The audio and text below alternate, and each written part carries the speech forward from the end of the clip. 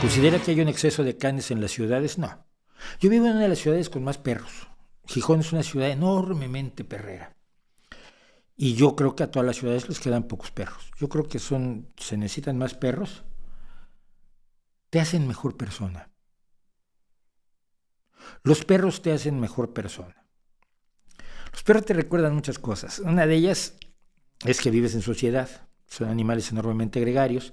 Te recuerdan que tú eres un animal gregario, que de hecho por eso se acercaron las manadas de lobos a las manadas de seres humanos, por lo menos así se calcula que se produjo el proceso de domesticación.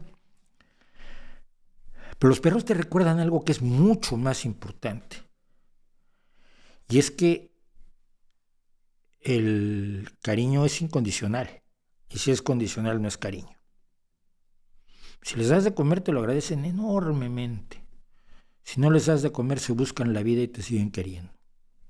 Si los tratas a patadas te siguen queriendo. Y entonces te das cuenta de que tú eres un miserable. Si te pasa algo, te demuestran que te quieren. Una persona que pasea a su perro, a mí me parece una persona que algo tiene de bueno.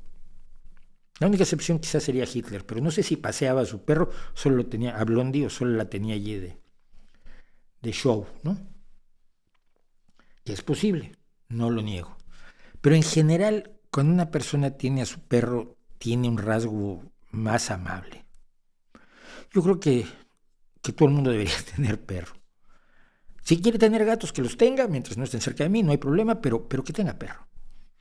Los perros nos dicen muchas cosas sobre nosotros mismos. Y cuando nos lo dicen con una enormísima claridad. Así que no.